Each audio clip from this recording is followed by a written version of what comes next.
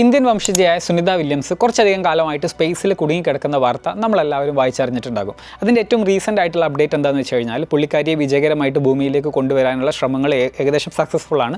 ഏതാനും കുറച്ച് മണിക്കൂറുകൾക്കകം അവർ ഭൂമിയിലെത്തും എന്നുള്ള വാർത്തയൊക്കെ അറിഞ്ഞതിന് ശേഷമാണ് ഞാൻ ഈ വീഡിയോ ചെയ്യുന്നത്. ഈ വീഡിയോയിൽ ഉൾപ്പെടുത്താൻ ഉദ്ദേശിച്ചിട്ടുള്ള കുറച്ച് കാര്യങ്ങൾ എന്താണെന്ന് വെച്ച് കഴിഞ്ഞാൽ സ്പേസ് ട്രാവലുമായി ബന്ധപ്പെട്ടിട്ട് ഇപ്പോൾ ശരിക്കും ഈ വിഷയമായിട്ട് ബന്ധപ്പെട്ടിട്ട് ഒരുപാട് വിവാദങ്ങളുണ്ടായിരുന്നു. നാസയുടെ കോൺട്രാക്റ്റിംഗ് രീതി, നാസ എങ്ങനെയാണ് മറ്റ് കമ്പനികൾക്ക്, ഈ പ്രൈവറ്റ് കമ്പനികൾക്ക്, ബോയിങ് ആയിരുന്നു അവരങ്ങോട്ട് കൊണ്ടുപോയിരുന്നത്, തിരിച്ചു കൊണ്ടുവരുന്നത് ഇലോൺ മസ്കിൻ്റെ സ്പേസ് എക്സ് ആണ്. അപ്പോൾ അതുമായി ബന്ധപ്പെട്ടിട്ടുള്ള ചർച്ചകൾ നമുക്കൊന്ന് പരിശോധിക്കേണ്ടതുണ്ട്.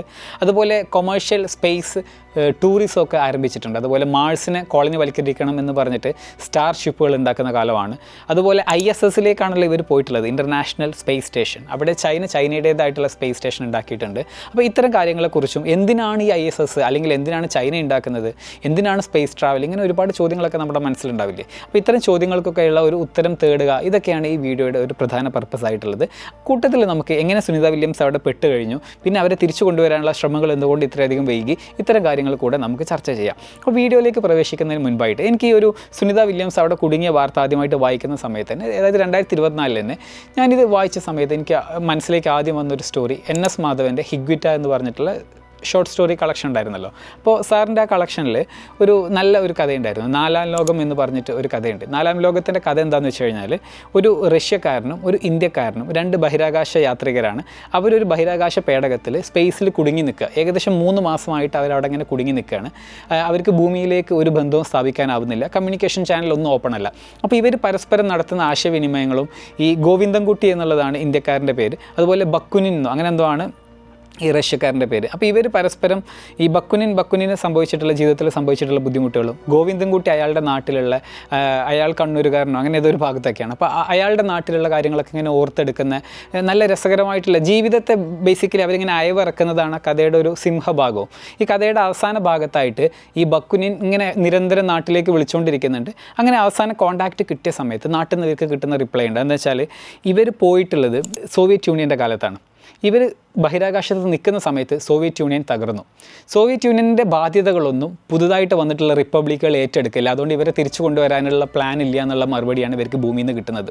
അപ്പോൾ ഇന്ത്യക്കാരൻ ഇടപെട്ടിട്ട് തിരിച്ച് ചോദിക്കുന്നുണ്ട്, ഞാൻ ഇന്ത്യക്കാരനാണ്, 3-ാം ലോകത്തിൻ്റെ റെപ്രസെൻറ്റേറ്റീവ് എന്ന് പറഞ്ഞപ്പോൾ ആ നാട്ടിൽ നിന്നുള്ള ഒരു പെൺകുട്ടിയാണ് ഫോണിലെന്ന് പറയുന്നുണ്ട്. പെൺകുട്ടി തിരിച്ച് പറയുന്നത് എന്താണെന്ന് വെച്ച് കഴിഞ്ഞാൽ, സോവിയറ്റ് യൂണിയൻ്റെ രാഷ്ട്രീയ ബാധ്യതകളെ ഏറ്റെടുക്കേണ്ട ഉത്തരവാദിത്തം റിപ്പബ്ലിക്കുകൾക്കില്ല, അതുകൊണ്ട് നിങ്ങളുടെ കാര്യത്തിലും തീരുമാനമില്ല എന്ന് പറയുന്നുണ്ട്. കഥ ഇങ്ങനെ അവസാനിക്കുന്നത് എന്താണെന്ന് വെച്ച് കഴിഞ്ഞാൽ, ബക്കുനിൻ അദ്ദേഹത്തിൻ്റെ സ്പേസ് സ്യൂട്ടൊക്കെ ഇട്ടിട്ട് ബഹിരാകാശത്തേക്ക് ഇങ്ങനെ നടന്നു പോകുന്നത്, ഈ പേടകത്തിൻ്റെ അകത്തുനിന്ന് ഇറങ്ങിയിട്ട് പുറത്തേക്ക് പോകുക. കാരണം വെച്ചാൽ പേടകം തകരാനായിട്ടുണ്ട്, സോളാർ വൈദ്യുതി ലൈക്ക് അതൊക്കെ നിന്ന് കഴിഞ്ഞിട്ട് പേടകം ഇപ്പോൾ ഇല്ലാണ്ടാവും.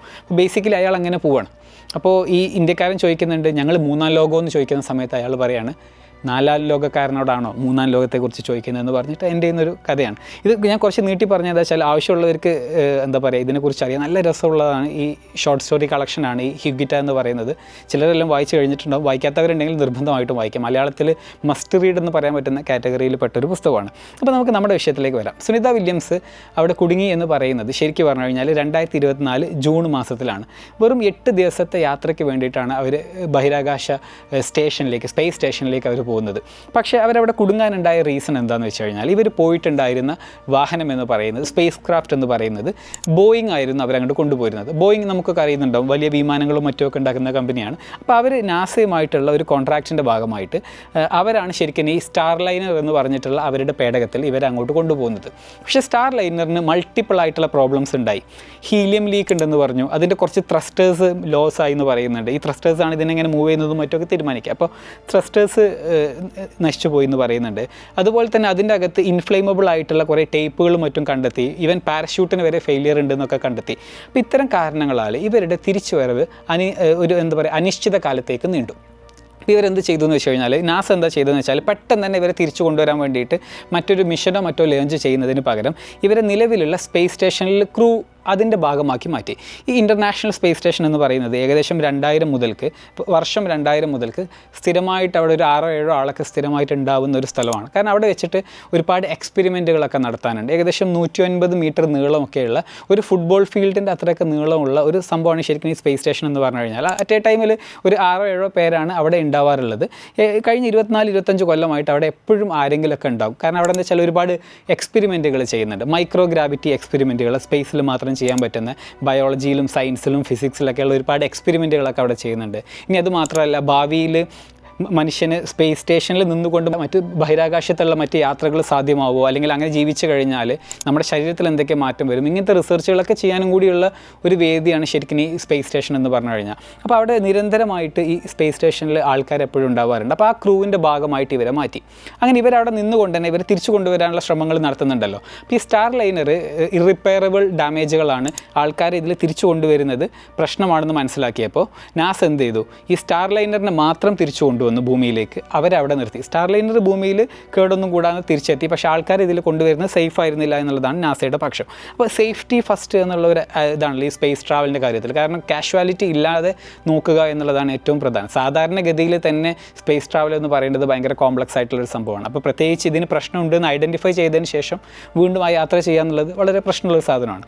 അവിടെയാണ് നമ്മൾ ഇലോൺ മസ്കിൻ്റെ ഫാക്ടർ വരുന്നത്. ഇപ്പോൾ ഇലോൺ മസ്ക് സ്പേസ് എക്സ് എന്ന് പറഞ്ഞിട്ട് കഴിഞ്ഞൊരു 10-20 കൊല്ലം കൊണ്ട് വളരെ റെവല്യൂഷണറി ആയിട്ടുള്ള ഒരുപാട് ടെക്നോളജികളൊക്കെ ഡെവലപ്പ് ചെയ്തിട്ടുണ്ട്. ഇപ്പോൾ നമ്മുടെ നാട്ടിൽ ഇപ്പോൾ സ്റ്റാർലിങ്കുമായി ബന്ധപ്പെട്ടിട്ടുള്ള ഇലോൺ മസ്കിൻ്റെ ഡിസ്കഷനൊക്കെ വരുന്ന സമയത്ത് ഞാനതിന് ബേസ് ചെയ്തിട്ട് വീഡിയോ ഒക്കെ ഇട്ടപ്പോൾ അതിൻ്റെ താഴെ വന്നിട്ട് ഇലോൺ മസ്ക് തീർന്നു എന്നൊക്കെ പറഞ്ഞിട്ട് കുറേ കമൻറ്റുകളൊക്കെ വരുന്നുണ്ട്. അതെന്ന് വെച്ചാൽ നമ്മൾ ഏതെങ്കിലും ഒരു ഭാഗം മാത്രം കാണുമ്പോൾ ഉണ്ടാകുന്ന പ്രശ്നമാണ്. ഇപ്പോൾ അന്ധൻ ആനയെ കണ്ട പോലെ എന്ന് പറയില്ലേ, അത് ആനയുടെ കാലാണ് പിടിച്ചത് എന്നുണ്ടെങ്കിൽ അത് തൂണ് പോലെയാണ് ആന എന്ന് പറയും. അപ്പോൾ അതുപോലെ ഇലോൺ മസ്ക് ഇത്രയേ ഉള്ളൂ എന്ന് ചിന്തിക്കുന്നത് അതിൻ്റേതായിട്ടുള്ള കുറച്ച് പ്രശ്നം കൊണ്ടാണ്. പക്ഷേ അദ്ദേഹം ഈ ലോകത്ത് ഉണ്ടാക്കിയിട്ടുള്ള ഒരുപാട് സാങ്കേതികമായിട്ടുള്ള മുന്നേറ്റങ്ങളും മറ്റുമൊക്കെ ഉണ്ട്. ഒരു പക്ഷേ ഈ ഒരു ആധുനിക ലോകത്തിൽ ഇത്രയധികം മാറ്റങ്ങൾ സൃഷ്ടിച്ചിട്ടുള്ള മറ്റൊരു വ്യക്തി ഉണ്ടാവില്ല. അദ്ദേഹത്തിൻ്റെ ഈ സ്പേസ് എക്സ് ശരിക്കും ഈ സ്പേസ് ട്രാവൽ ആ മേഖലയിൽ റെവല്യൂഷണറി ആയിട്ടുള്ള മാറ്റങ്ങൾ ഉണ്ടാക്കിയിട്ടുണ്ട്. അതൊന്ന് റീയൂസബിൾ റോക്കറ്റുകൾ, ആ ഒരു കാറ്റഗറിയൊക്കെ അത് അതിൻ്റെ ഒരു ഭാഗം തന്നെയാണ്. അപ്പോൾ ഞാൻ മുൻപ് ഒരു വീഡിയോ ഒക്കെ ഇങ്ങനെ ചെയ്തിട്ടുണ്ട്. ഇവൻ ISRO ഒക്കെ ഇവൻ ഒരു നാഷണൽ സ്പേസ് ഏജൻസിക്ക് ചെയ്യാൻ പറ്റുന്നതിൻ്റെ എത്രയോ മുകളിലാണ് ഒരു സ്വകാര്യ വ്യക്തി ക്രിയേറ്റ് ചെയ്തിട്ടുള്ള റെവല്യൂഷൻ എന്ന് പറയുന്നത്. അതിൽ ഒന്ന് ഏറ്റവും പ്രധാനം ഈ റീയൂസബിൾ റോക്കറ്റുകളാണ്. പിന്നെ അദ്ദേഹത്തിൻ്റെ സ്റ്റാർഷിപ്പിൻ്റെ എക്സ്പെരിമെൻറ്റുകളൊക്കെ നിങ്ങൾ ഒരു പക്ഷേ കണ്ടിട്ടുണ്ടാവും. സ്പേസിൽ നിന്ന് വരുന്ന സ്റ്റാർഷിപ്പിനെ വെറും 2 കൈ കൊണ്ട് പിടിക്കുന്ന മെക്കസില്ല എന്ന് പറഞ്ഞിട്ടുള്ള അവരുടെ ടെക്നോളജിയെക്കുറിച്ചൊക്കെ നമ്മൾ മുൻപ് വീഡിയോ ചെയ്തിട്ടുണ്ട്. അപ്പോൾ ഇങ്ങനെ വളരെ റെവല്യൂഷണറി ആയിട്ടുള്ള കാര്യങ്ങൾ ചെയ്തിട്ടുള്ള അല്ലെങ്കിൽ അക്കംപ്ലിഷ് ചെയ്തിട്ടുള്ള ഒരു വ്യക്തിയാണ്. അപ്പോൾ അദ്ദേഹം ഈ സുനിത വില്യംസിനെ ഒരു എമർജൻസി മിഷൻ പറഞ്ഞയച്ചിട്ട് പുള്ളി തിരിച്ചു കൊണ്ടുവരാമെന്നൊക്കെ ഉള്ള രീതിയിൽ ഈ ഒരുപാട് വാർത്തകളൊക്കെ ഈ ഒരു പോയിന്റിൽ മേക്ക് ചെയ്യുന്നുണ്ടായിരുന്നു. പക്ഷേ നാസ അതൊന്നും ചെവി കൊടുത്തില്ല. നാസ ഇതിന് ചെവി കൊടുക്കാതിരുന്നതാണ് ഇവിടെ നമ്മൾ ചർച്ച ചെയ്യേണ്ടതായിട്ടുള്ളൊരു വിഷയം. അത് നാസയുടെ ബ്യൂറോക്രാറ്റിക് ആയിട്ടുള്ള ഇഷ്യൂസോ അല്ലെങ്കിൽ അഡ്മിനിസ്ട്രേറ്റീവ് ഡിലേ ആണെന്നുള്ളതിനെ കുറിച്ചൊക്കെ പറയുന്നുണ്ടെന്നുണ്ടെങ്കിലും നാസയുടെ ഔദ്യോഗിക ഭാഷ്യം ഇതിനെക്കുറിച്ച് എന്താണെന്ന് വെച്ച് കഴിഞ്ഞാൽ ഒരു കമ്പനിയിൽ മാത്രം ഡിപ്പെൻഡ് ചെയ്യാൻ പറ്റാത്തത് കൊണ്ടാണ് 2 കമ്പനി എന്നുള്ള പോളിസി ഉണ്ടാക്കിയിട്ടുള്ളത്. ഒന്ന് ബോയിങ്ങും പിന്നെ ഒന്ന് സ്പേസ് എക്സുമാണ്. അതേസമയം സ്പേസ് എക്സിൻ്റെ കോൺട്രാക്റ്റ് കൺസിഡറബിളി ഒരുപാട് ലോവറാണ് ബോയിങ്ങുമായിട്ട് കമ്പയർ ചെയ്യുമ്പോൾ. ഞാൻ നോക്കിയ സമയത്ത് ബോയിങ്ങിൻ്റെ കോൺട്രാക്റ്റ് $4.2 ബില്യൺ എന്നുണ്ടെങ്കിൽ സ്പേസ് എക്സിൻ്റെ കോൺട്രാക്റ്റ് $2.6 ബില്യൺ. അപ്പോൾ സ്പേസ് എക്സ് വളരെ ചീപ്പായിട്ട് ഇത് കോട്ട് ചെയ്തിട്ടുണ്ട് എന്നുള്ളത് മാത്രമല്ല, സ്പേസ് എക്സിൻ്റെ ടെക്നോളജിയും മറ്റുമൊക്കെ ഒരുപാട് ബോയിങ്ങുമായിട്ട് സുപ്പീരിയറാണ്. ഇപ്പോൾ ഈ ഇഷ്യൂ എല്ലാം ഉണ്ടായത് എങ്ങനെയാണ്, ബോയിങ്ങിൻ്റെ സ്റ്റാർ ലൈനർ എന്ന് പറഞ്ഞിട്ടുള്ള അവരുടെ സ്പേസ് ക്രാഫ്റ്റിനാണ് കേടുപാടുകളും മറ്റുമെല്ലാം ഉണ്ടായത്. അപ്പോൾ ഭൂമിയിൽ വന്ന് കഴിഞ്ഞതിന് ശേഷം എനിക്കൊന്ന് ബോയിങ്ങുമായി ബന്ധപ്പെട്ടിട്ട് കഴിഞ്ഞ വർഷം ഒരുപാട് വിവാദങ്ങളൊക്കെ ഉണ്ടായിട്ടുണ്ട്. ബോയിങ്ങിൻ്റെ മാർക്കറ്റ് ക്യാപ്പിൽ ഒരുപാട് ലോസ് ഉണ്ടായിട്ടുണ്ട്. അതുപോലെ ഈവൻ ഈ $2 ബില്യൺ അവർക്ക് ഈ ഒരു വിഷയവുമായി ബന്ധപ്പെട്ടിട്ടൊക്കെ നഷ്ടം ഉണ്ടായിട്ടുണ്ടെന്നല്ല കാണുന്നുണ്ട്. എന്തായാലും സ്പേസ് എക്സ് ഈ വിഷയത്തിൽ ഒരുപാട് ഗെയിൻ ചെയ്തിട്ടുണ്ട്. ഗെയിൻ ചെയ്യുന്നത് എങ്ങനെയാണെന്ന് വെച്ച് കഴിഞ്ഞാൽ ഇപ്പോൾ നാസയുടെ ഓൺലി റിലയബിൾ പാർട്ട്ണർ എന്നുള്ള രീതിയിലേക്ക് സ്പേസ് എക്സ് വന്നു എന്നുള്ളതാണ് ഒരു ഭാഗം. ഇനി എങ്ങനെയാണ് സുനിത വില്യംസിനെ തിരിച്ചു കൊണ്ടുവരിക എന്നുള്ളത് ശരിക്ക് നാസ ചെയ്തത് എന്താണെന്ന് വെച്ച് കഴിഞ്ഞാൽ ഒരു സെപ്പറേറ്റ് മിഷൻ റൺ ചെയ്യുന്നതിന് പകരം നാസ ചെയ്തത് എന്താണെന്ന് വെച്ചാൽ സ്പേസ് എക്സിൻ്റെ ഓൾറെഡി ഷെഡ്യൂൾഡ് ആയിട്ടുള്ള ക്രൂ 9, ക്രൂ 10 എന്നൊക്കെ പറഞ്ഞിട്ട് കുറച്ച് മിഷൻസ് ഉണ്ട്.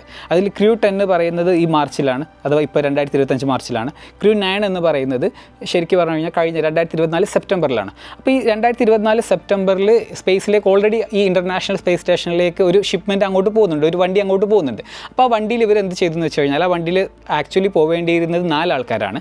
അപ്പോൾ ഈ 4 ആൾക്കാരിൽ നിന്ന് ഇവരെന്ത് ചെയ്തെന്ന് വെച്ചാൽ 2 ആൾക്കാരെ മാത്രം പറഞ്ഞയച്ചു. എന്നിട്ട് ഈ 2 സീറ്റ് ഫ്രീ ആക്കി ബേസിക്കലി. അതെന്തിനാന്ന് വെച്ച് കഴിഞ്ഞാൽ ഈ സുനിത വില്യംസിനെയും അവരുടെ സഹയാത്രികനെയും തിരിച്ചു കൊണ്ടുവരുന്നതിന് വേണ്ടിയിട്ട് 2 സീറ്റ് ഫ്രീ ആക്കിയിട്ടാണ് പോയത്. അപ്പോൾ ഇവർ ഈ സുനിത വില്യംസും മറ്റുമൊക്കെ ഈ ഫ്രീ ടൈമിൽ, അതായത് അവരവിടെ വെറുതെ ഇങ്ങനെ നിൽക്കുകയാണല്ലോ, അപ്പോൾ അവർ ഈ ഇൻ്റർനാഷണൽ സ്പേസ് സ്റ്റേഷൻ്റെ കമാൻഡ് ഏറ്റെടുത്തു. അവിടെ ഒരുപാട് എക്സ്പെരിമെൻറ്റുകളിൽ മുഴുകി. മാത്രമല്ല മൈക്രോഗ്രാവിറ്റിയിലാണ് ജീവിക്കുന്നത്. അപ്പോൾ കുറേ എക്സസൈസും മറ്റുമൊക്കെ ചെയ്യണം. അല്ലെങ്കിൽ എന്താണെന്ന് വെച്ചാൽ മസിൽ ലോസ് ഒക്കെ കൂടുതലായിരിക്കും. ഇപ്പോൾ നമുക്കൊക്കെ അത്യാവശ്യം മസിലും മറ്റു കാര്യങ്ങളൊക്കെ ഉള്ളത് ഈ വലിയ ഗ്രാവിറ്റിയിൽ ജീവിക്കുന്നതുകൊണ്ടാണ്. അപ്പോൾ ഈ ആരോഗ്യം നിലനിർത്തണമെന്നുണ്ടെങ്കിൽ അത് വേണം. മാത്രമല്ല എപ്പോഴും ഫാമിലിയുമായിട്ടൊക്കെ കോൺസ്റ്റൻ്റ് ആയിട്ട് കമ്മ്യൂണിക്കേഷനിലുണ്ടായിരുന്നു എന്ന് പറഞ്ഞു. കാരണം അവർക്ക് മനോധൈര്യം ഉണ്ടാവുക എന്നുള്ളത് വളരെ ഇമ്പോർട്ടൻ്റ് ആണ്. അപ്പോൾ ഇത്തരം കാര്യങ്ങളാലൊക്കെ അവരെന്ത് ചെയ്തു, അവിടെ ഇങ്ങനെ സസ്റ്റെയിൻ ചെയ്തു. ഈ ക്രൂ 9 അവിടെ എത്തി സ്പേസ് സ്റ്റേഷനിലേക്ക് ഡോക്ക് ചെയ്തു. പക്ഷേ ക്രൂ 9 അവിടെ എത്തി ഡോക്ക് ചെയ്ത് കഴിഞ്ഞാൽ ഇവർക്ക് ഏകദേശം ഈ മാർച്ച് വരെയൊക്കെ അവരുടെ ടൈമുണ്ട്, അവരവിടെ നിൽക്കേണ്ടതാണ്. പിന്നീടാണ് ഈ മാർച്ചിലാണ് ശരിക്കും പറഞ്ഞു കഴിഞ്ഞാൽ മാർച്ചല്ല ഫെബ്രുവരിയിലാണ് ആക്ച്വലി അവരുണ്ടാവേണ്ടത്. കുറച്ച് ഡിലേ ആയിട്ടാണ് മാർച്ചിലേക്ക് എത്തിയത്. അങ്ങനെ ഈ ക്രൂ 10 അങ്ങോട്ട് എത്തുന്ന പോയിന്റിലാണ് ശരിക്കും ക്രൂ 9 ഭൂമിയിലേക്ക് തിരിച്ചു വരിക. അപ്പോൾ ഇപ്പോൾ ക്രൂ 10 അവിടെ എത്തി, എന്നിട്ട് ക്രൂ 9 ഭൂമിയിലേക്ക് തിരിച്ചു വരുന്നു. അങ്ങനെയാണ് സുനിത വില്യംസ് ഇപ്പോൾ ഭൂമിയിലേക്ക് വരുന്നത്. അങ്ങനെ ഇത് ഒരു എന്താ പറയുക ശുഭമായിട്ടുള്ള എല്ലാ കാര്യങ്ങളും നല്ല രീതിയിൽ നടക്കുമെന്നുള്ള രീതിയിൽ നമുക്ക് പ്രതീക്ഷിക്കാം. അവർ സ്പേസ് എക്സ് കുറച്ച് കാലമായിട്ട് ചെയ്യുന്ന സംഭവമാണിത്. അപ്പോൾ നമുക്കിതിലേക്ക് ചേർത്ത് വായിക്കേണ്ടത് നാസയിൽ എന്താണ് ഇലോൺ മസ്ക് ഉണ്ടാക്കിയ ഫാക്ടർ എന്നുള്ളതിലേക്ക് നോക്കാം.